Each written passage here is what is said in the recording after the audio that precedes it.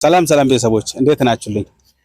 ባለፈው በለቀኩት ቪዲዮ ላይ ሐሳባችሁን በኮሜንት አሳውቁኝ ባልኩት መሰረት ብዙ ሰዎች ሐሳባቸውን በዚህ ቪዲዮ ላይ ኮሜንት አድርገዋል። እኔም ደግሞ ዛሬ አጠር ያለች መልስ ላቅርብ ብዬ አሰብኩኝ።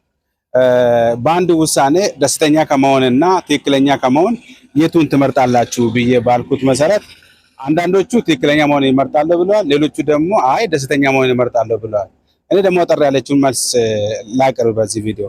ለምሳሌ አንድ መስሪያ ቤት የኔ ሰራተኛ የነበረው በኔ ላይ ትልቅ ክደትና ወንጀል ፈጽሞ ነበር። ነገር ግን ምን መረጥኩኝ?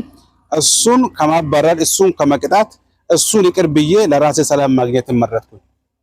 ማባረርና መቅጣት ትክክል ነው፣ በደንቡ በዲሲፕሊኑ ማድረግ እችላለሁ።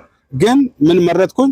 በቃ የአእምሮዬን ሰላም የልቤን ደስተኛነትን ፈለግኩና ተውኩ፣ ይቅር አልኩት። ስለዚህ አንተ ምርጫ ያንተ ነው። ለዚህ ነው ፈረንጆች ሲናገሩ እንደዚህ ይላሉ፣ ፒስ ኦፍ ማይንድ ኢዝ ኦፍ ግሬት ቫልዩ ይላሉ። ይሄ ማለት ነው የአእምሮ ሰላም ከሁሉም በላይ ነው። እኔ እሱን ከስሼ አፈናቅዬ ዲሲፕሊን አቅርቤ ቀጥቼ ከሚያገኘው ደስታና ሰላም በላይ እሱን ትቼ ይቅር ብዬ የሚያገኘው ደስታ በለጠብኝ። ስለዚህ ደስተኝነትን መረጥኩኝ። ደስተኛ ከፈለክ አንተ ምርጫ ጉዳይ ነው። ከሁለቱ አንዱን ምረጥ ዛሬ ነው። አሁንም ሐሳብ ካላችሁ በኮሜንት ሴክሽን ላይ ሐሳባችሁን አሳውቁኝ። ሰላማችሁ ይብዛ። መልካም ጊዜ